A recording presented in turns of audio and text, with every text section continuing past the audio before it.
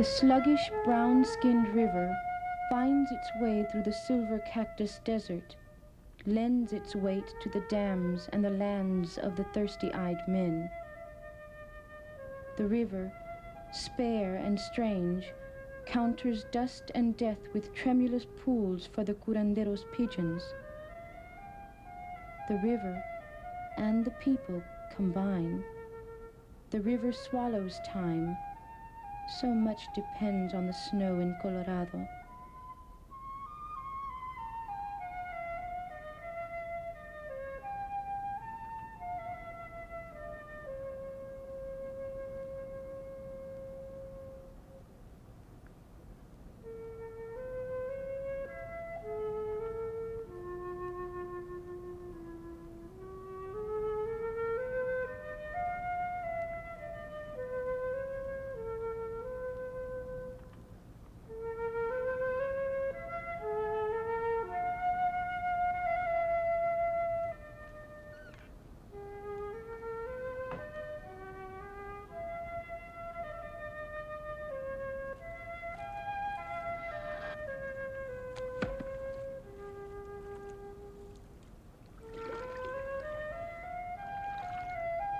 Every morning, Maria Silvia Alanis comes to draw water from the cistern in her front yard.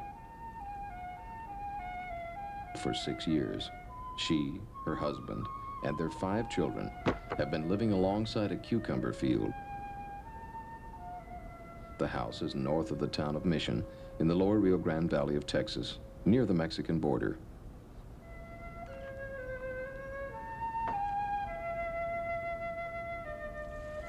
They are poor, as are most farm workers, here in what one observer has called the last bastion of feudalism in America.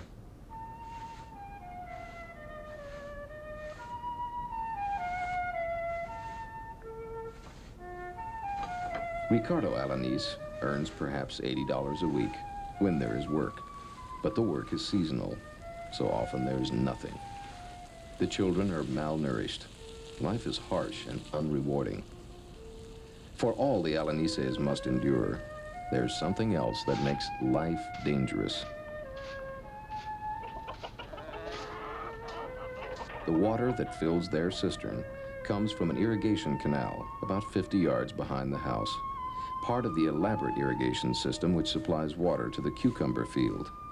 The water in the canals makes the land lush and profitable, but it comes from the Rio Grande River, filthy, untreated water, polluted by the sewage dumped into the river by cities on both sides of the border. Maria Alanis, her husband, and their children do not have clean water.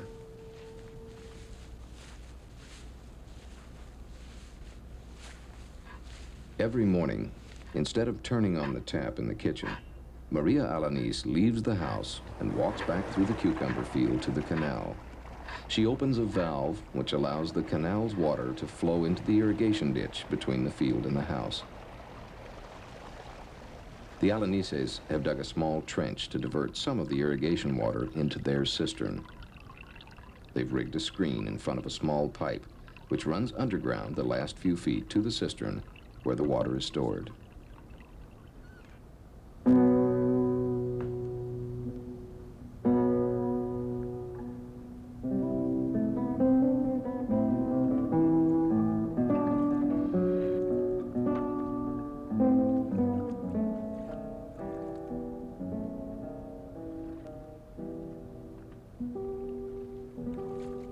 There are many more families, like the Alanises, who have to get their water this way.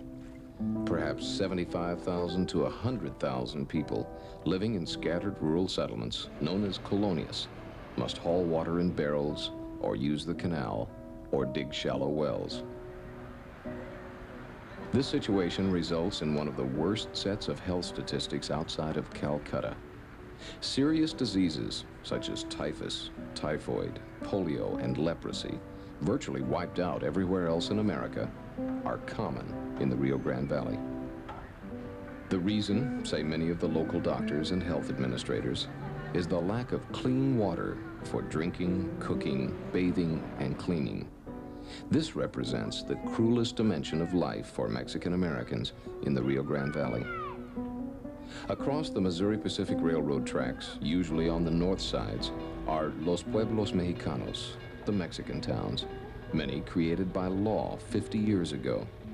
Together with the colonias, this is where America's poorest people live.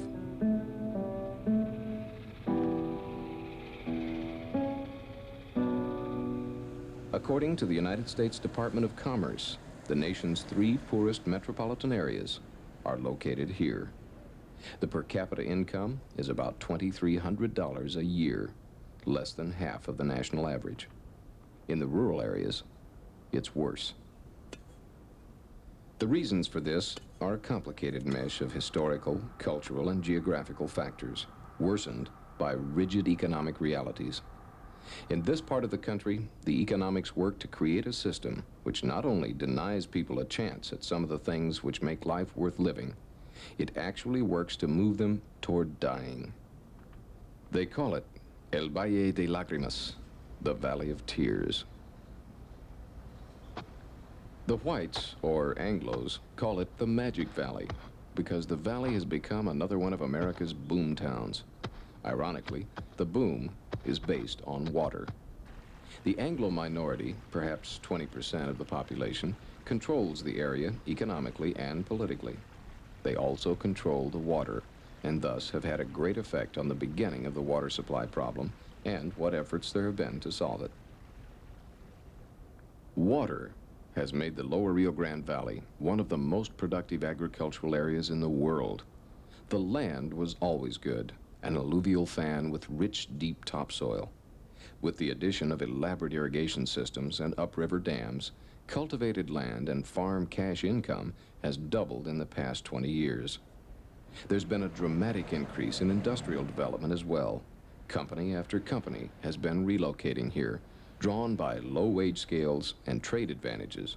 And with an average January temperature of 65 degrees, the valley has been promoted as, and is becoming, the new Miami. Bank deposits and retail sales have doubled in the past 5 years alone. Nobody knows this story better than Texas Citrus Cooperative Executive Mike Wallace and Lower Rio Grande Valley Chamber of Commerce Vice President Russell Willis. Without water, the valley would not exist. Very frankly, without water, citrus would not exist. Citrus needs an adequate supply of water, and the whole valley is based on the supply of water. I would assume that without water, we would be just scrub country the way it was many years ago. If you didn't have the water in the lower Rio Grande Valley, it would be impossible to raise the 3-4 crops a year that we do. And of course, that's our #1 industry and #1 source of income. So water is just absolutely essential to the lower Rio Grande Valley of Texas.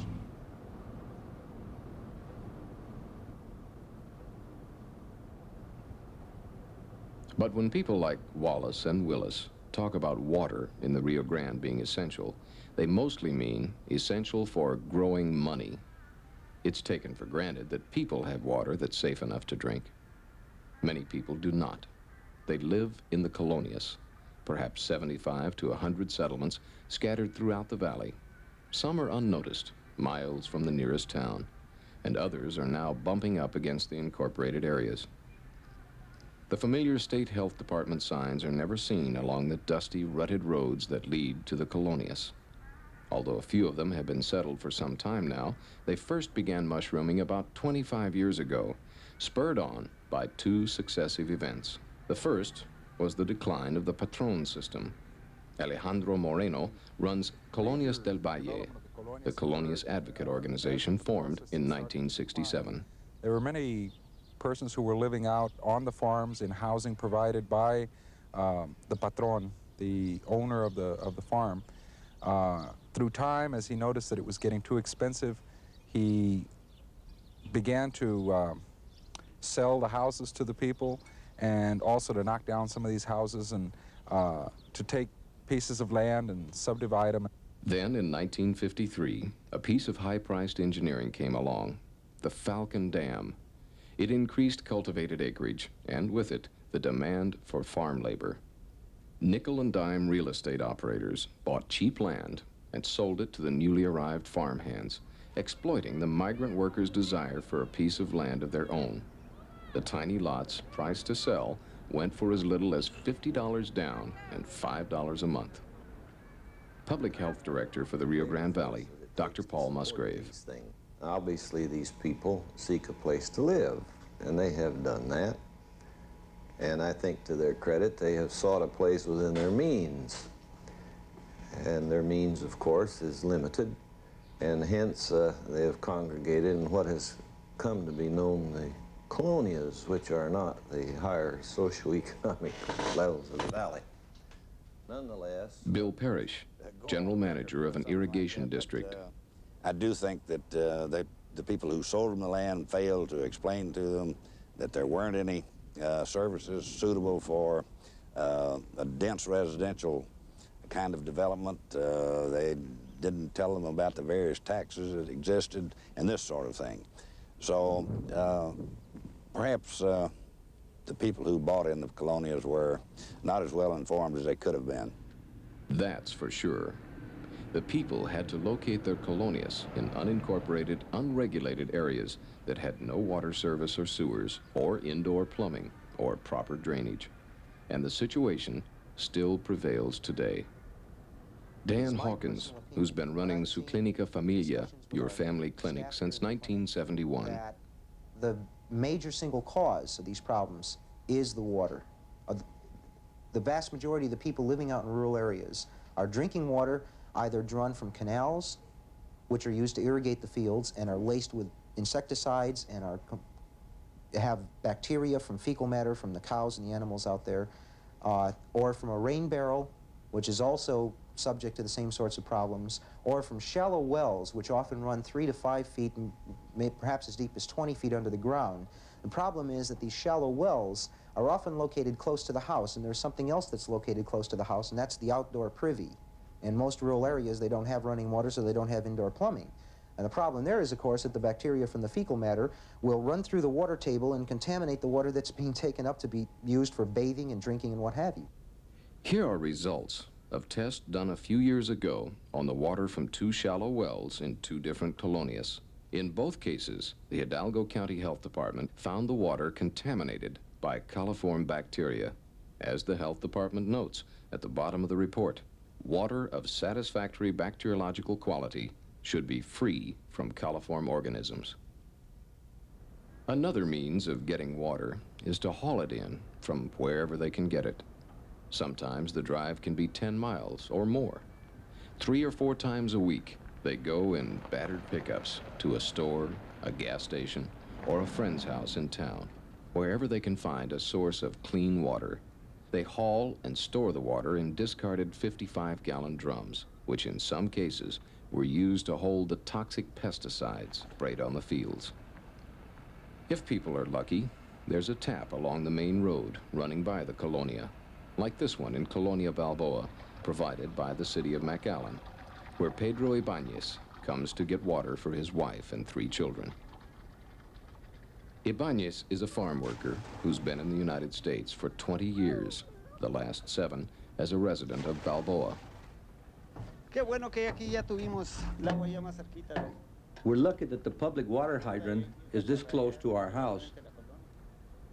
Of course, if I had the money, I would buy a house within the inner city where water and indoor bathrooms are already in service. Here's a letter from the Hidalgo County Health Department sent to support a grant application for a colonias water system.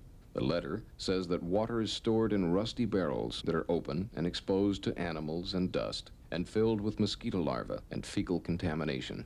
It is impossible, the letter concluded, for the residents to practice good personal hygiene.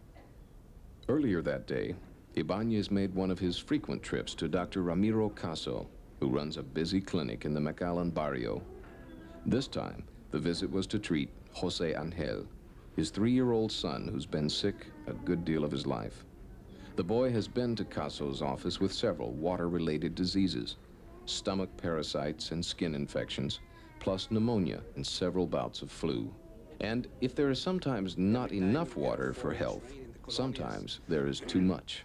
The outhouses will flood. You actually get a foot or 2 of water in these colonias. and the outhouses are flooded, and you actually get stool outside in these people's yards where kids are playing and where people are walking. So actually, you have kids actually playing in their own stool and walking through their own stool when you get that kind of situation, because of improper drainage, because of the presence of outhouses. Many of the organisms, the infective organisms, bacteria and viral, are transmitted through stool. And unfortunately, stool is the worst contaminant of water that is not properly purified and that is available in the irrigation canals and places like that where a lot of the colonia people get their water supply, you see. This environment creates some discouraging statistics. Infant mortality, 125% above the national average. Tuberculosis, 250% of the national average. Flu and pneumonia, 200%. Typhus, typhoid, polio, leprosy. All much more prevalent here than anywhere else in the nation. Still, some people aren't convinced that it's that bad. The state's director of public health in the valley, Dr. Paul Musgrave. Well, yes, I think that what's been said and written about the colonias has been somewhat exaggerated in terms of health, which is our primary area of responsibility. If the water these people are drinking is indeed dangerous, we aren't seeing this reflected in the incidence of hepatitis and the waterborne type gastroenteritis problems that you would expect to see. I'm sorry, I don't want to run counter to what a public health official is saying, but we see it here in the clinic. We don't see it in terms of disease, or do we see people who are chronically malnourished. They suffer from inadequate nutrition. They are, for the most part, healthy people. Probably among the sickest people in the state of Texas. The problems of the people in the colonias have a historical basis. They began about 200 years ago when the Spanish chased out the Indians along the Rio Grande and settled down along the river. The valley slumbered then until 1904, when the St. Louis, Brownsville, and Mexico Railroad was completed, connecting the valley to Houston and the rest of the country. Refrigerated boxcars now could deliver produce to distant markets. Land speculators and irrigation companies descended on the valley. The Anglo-dominated businesses turned, for the first time, to the cheap and abundant labor available across the border.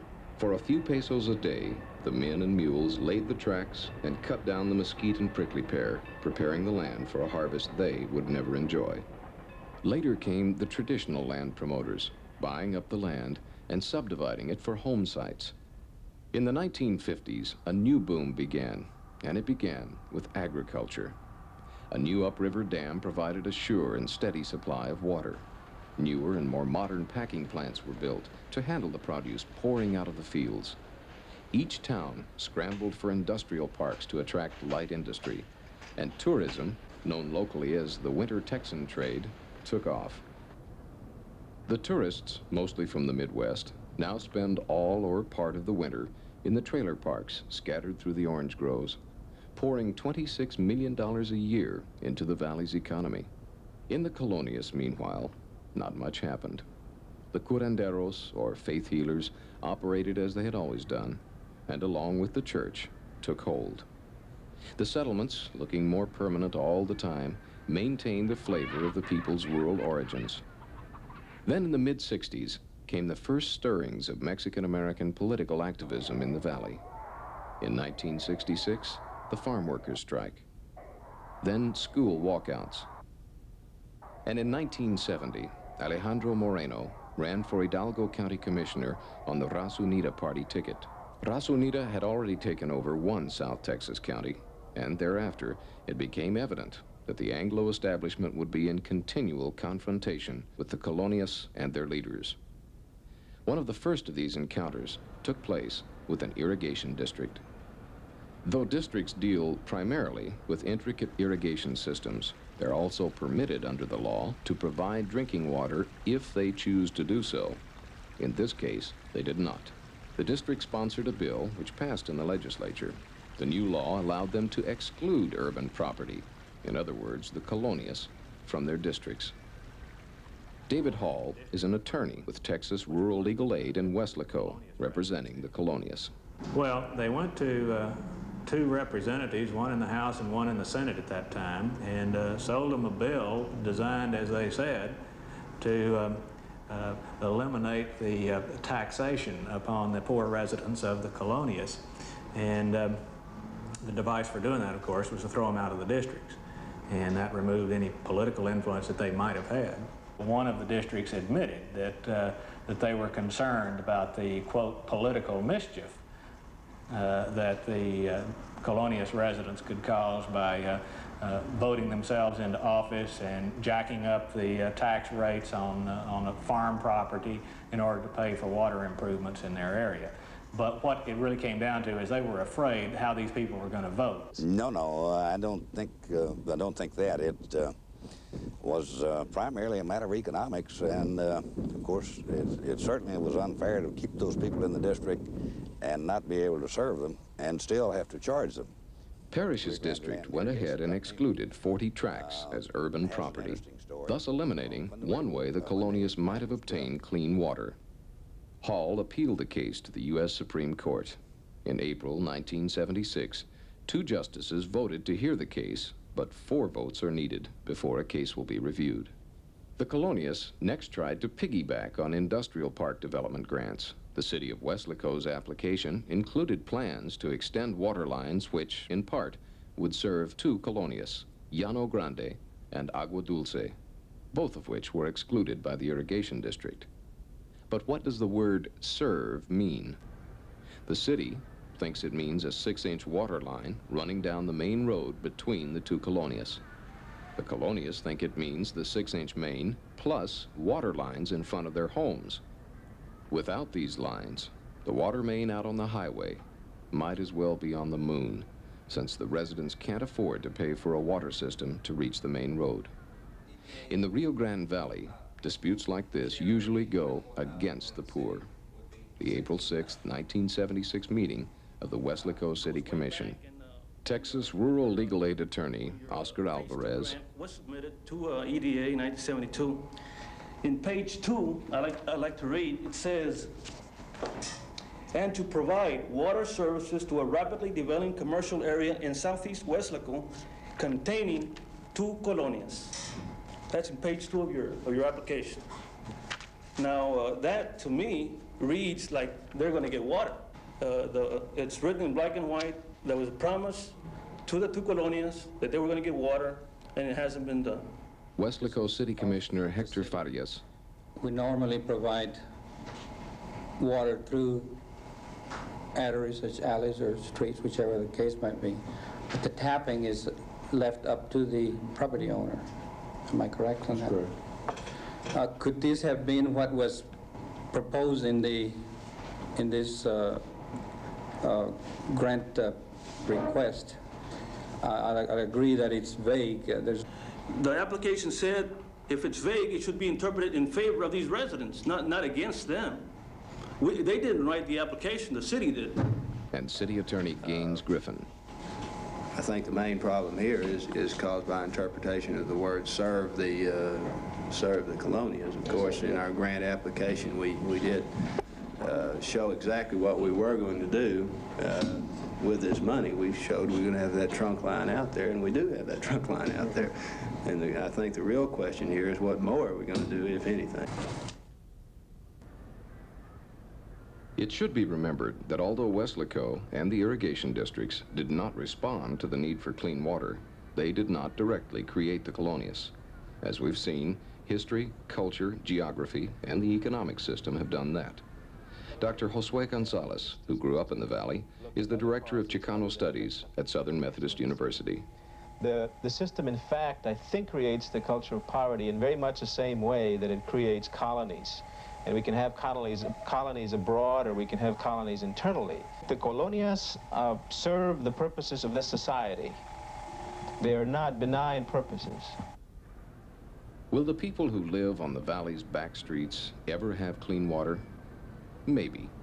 Rural water systems may give some of them a chance at it. But even if water lines are in, the residents of the colonias, half of whom live below the poverty level, will have to pay for the connections from the street to their homes. In Balboa, only a handful of houses are hooked up to the city water main because they must have indoor toilets before the city will connect them. And of course, there's always the border. A wave of cheap and willing labor is continually fleeing northern Mexico and its 40% rates of unemployment. Many of these laborers are illegal aliens. R.E. Schonenberger, Commissioner for the Southern Region of the Immigration and Naturalization Service.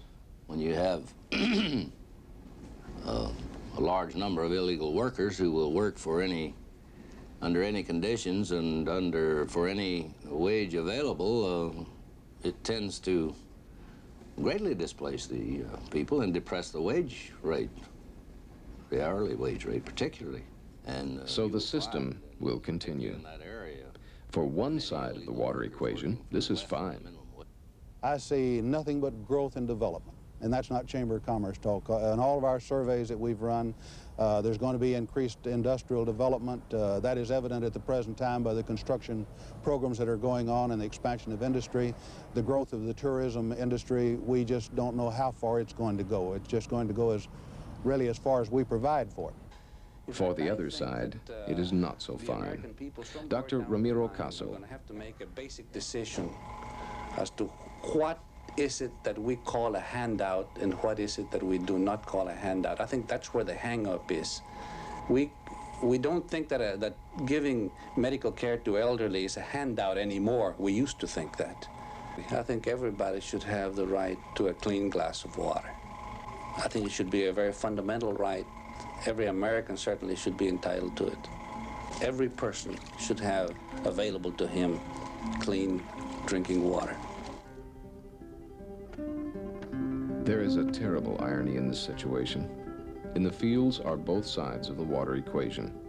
People who don't have water for themselves and their families work on the land, surrounded by fruits and vegetables made possible by the lavish use of irrigation water.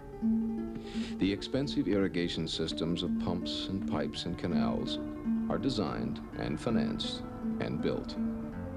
Systems for purifying and distributing clean water to the people who work in the fields, by and large, are not. Water for plants, not for people.